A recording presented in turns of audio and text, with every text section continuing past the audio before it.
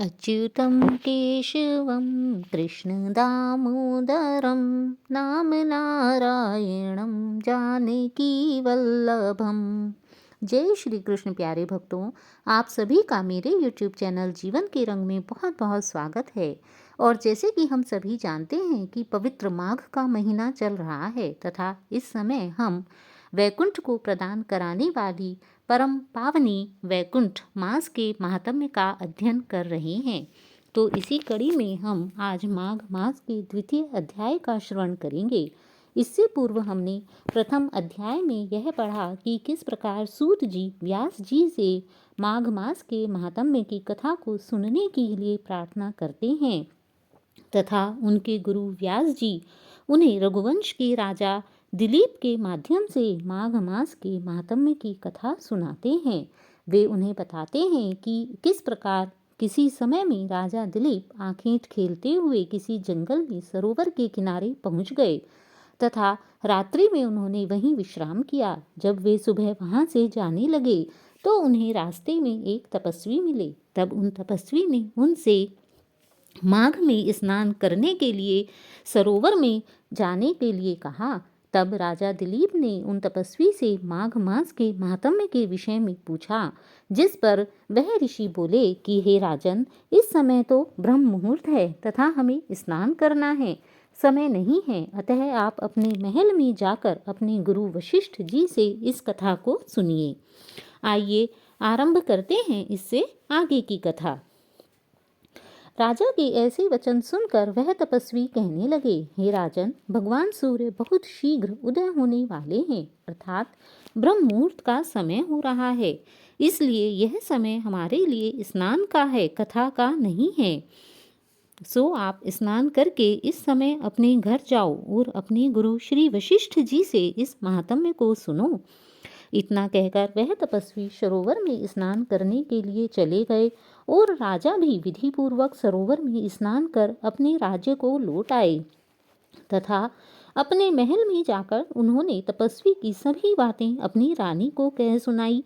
तब सूत जी कहने लगे कि महाराज, राजा ने अपने गुरु वशिष्ठ जी से क्या प्रश्न किया तथा उन्होंने उनके प्रश्नों के क्या उत्तर दिए, कृपा करके वह सब मुझे विस्तार पूर्वक बताइए। इस पर व्यास जी कहने लगे, हे सूत जी, वह राजा दिलीप रात्रि में अपने महल में सुखपूर्वक सोए तथा प्रातः समय ही उन्होंने अपने गुरु वशिष्ठ जी के पास जाकर उनके चरणों को छूकर उन्हें प्रणाम करके अपने तपस्वी से बोले कि तथा अत्यंत नम्र भाव से वह तपस्वी से कहने लगे कि हे गुरुजी, आपने आचार, दंड, नीति, राज्य, धर्म तथा चारों वर्णों के चारों आश्रमों की क्रियाओं, दान और उनके विधान, यज्ञ और उनकी नीतियाँ, व्रत, उनकी प्रतिष्ठा तथा भगवान विष्णु की आराधना अनेक प्रकार से तथा विस्तार पूर्वक मुझे बताई है, किंतु अभी तक आपने मुझे माघ मास के महात्म्य के विषय में कुछ भी नहीं बताया है। इस ओर से मैं पूर्ण रूप से अज्ञान हूँ। अतः अब मैं आपसे माघ मास के स्नान के महात्म्य को सुनना चाहता हूँ। तो हे तपोधन, कृपा करके मुझ पर कृपा कीजिए। नियम पूर्वक मुझे इसकी विधि, इसका महत्व तथा इसे इतना अधिक पवित्र क्यों माना जाता है, यह सब समझाइए। तब गुरु वशिष्ठ जी कहने लगे कि हे राजन, तुमने दोनों लोकों को कल्याण करने वाले, वनवासी तथा गृहस्थियों के अंतःकरण को पवित्र करने वाले माघ मास के स्नान का बहुत ही सुंदर प्रश्न पूछा है। क्योंकि मकर राशि के सूर्य के आने पर माघ मास में स्नान का फल गौ, भूमि, तिल, वस्त्र, स्वर्ण, अन्न, घोड़ा आदि दोनों तथा चंद्रायण और ब्रह्मकूर्च व्रत आदि से भी अधिक होता है।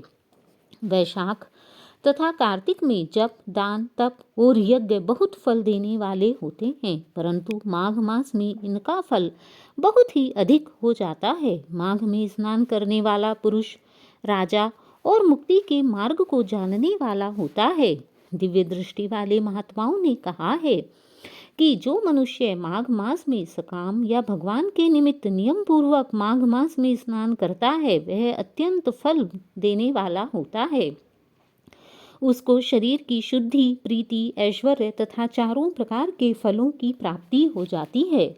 अदिति ने 12 वर्ष तक मकर संक्रांति में अन्न का त्याग करके माघ मास का पवित्र स्नान किया था। इसी से तीनों लोकों को उज्जवल करने वाले 12 पुत्र उसको उत्पन्न हुए। माघ में स्नान करने से ही रोहिणी, सुभगा, अरुंधति इत्यादि रानियां दानशीला हुईं और इंद्राणी के समान रूपवती होकर प्रसिद्ध हुईं। जो माघ मास में स्नान करते हैं तथा देवताओं का पूजन करते हैं, उनको सुंदर स्थान, हाथी और घोड़ों की सवारी तथा दान और द्रव्य प्राप्त होता है और अतिथियों से उनका घर सदा ही भरा रहता है, अर्थात संपूर्ण समाज में उनका शुभ ऐश्वर्य वृद्धि को प्राप्त होता है। उनके घर में सदा वेद ध्वनि होती रहती है। वह मनुष्य धन्य है जो माघ मास में स्नान करते हैं, दान देते हैं तथा व्रत और नियमों का पालन करते हैं। और दूसरे पुण्यों के क्षीण होने से मनुष्य स्वर्ग से वापस आ जाता है, परंतु जो मनुष्य माघ मास में स्नान करता है वह कभी स्वर्ग से वापस नहीं आता। अर्थात व्यक्ति जो दूसरे पुण्य करता है वह एक समय आकर क्षीण हो जाते हैं, समाप्त हो जाते हैं, किंतु माघ मास के स्नान का पुण्य ऐसा है जो कभी भी समाप्त नहीं होता तथा व्यक्ति को सदैव के लिए वैकुंठ में निवास प्राप्त होता है। इससे बढ़कर कोई नियम, तप, दान पवित्र और पापनाशक नहीं है। भृगु जी ने मणि पर्वत पर विद्याधरों को यह सुनाया था। तब राजा ने कहा, हे ब्राह्मण, भृगु ऋषि ने कब मणि पर्वत पर विद्याधरों को इसका उपदेश दिया था? कृपा करके वह भी मुझे विस्तार पूर्वक बतलाइए। तब ऋषि कहने लगे कि हे राजन, एक समय 12 वर्ष तक वर्षा न होने के कारण संपूर्ण प्रजा क्षीण हो गई, जिसके कारण संसार में बड़ी उद्विग्नता फैल गई। हिमाचल और विंध्याचल पर्वत के मध्य का देश निर्जन होने के कारण श्राद्ध, तप तथा स्वाध्याय इत्यादि सभी कुछ छूट गए। संपूर्ण प्रजा विपत्तियों में फंस गई। सारा लोक प्रजाहीन हो गया। सारा भूमंडल फल और अन्न से रहित हो गया। तब विंध्याचल के नीचे बहती हुई नदी के सुंदर वृक्षों से आच्छादित अपने आश्रम से निकलकर श्री भृगु ऋषि अपने शिष्यों सहित हिमालय पर्वत पर गए। इस पर्वत की नीली चोटी और नीचे का हिस्सा सुनहरी होने से सारा पर्वत पीतांबरधारी श्री भगवान के समान सुशोभित हो रहा था। पर्वत के बीच का भाग नीला और बीच बीच में कहीं कहीं सफेद स्फटिक होने से तारों से युक्त आकाश जैसी शोभा को प्राप्त होता था।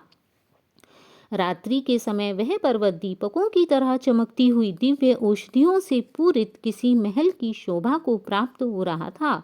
वह पर्वत शिखाओं पर बांसुरी बजाती और सुंदर गीत गाती हुई किन्नरियों तथा केले के पत्तों की पताकाओं से अत्यंत शोभा को प्राप्त हो रहा था।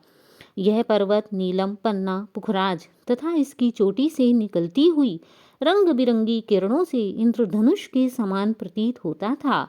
स्वर्ण इत्यादि सभी धातुओं से तथा चमकते हुए रत्नों से चारों ओर फैली हुई अग्नि ज्वाला के समान शोभायमान हो रही थी। इसकी कंदराओं में काम पीड़ित विद्याधरी अपने पतियों के साथ आकर रमण करती हैं और गुफाओं में ऐसे ऋषि मुनि जिन्होंने संसार के सभी क्लेशों को जीत लिया है, रात दिन ब्रह्म का ध्यान करते हैं और कई एक हाथ में रुद्राक्ष की माला लिए हुए भगवान शिव की आराधना में लगे हुए हैं।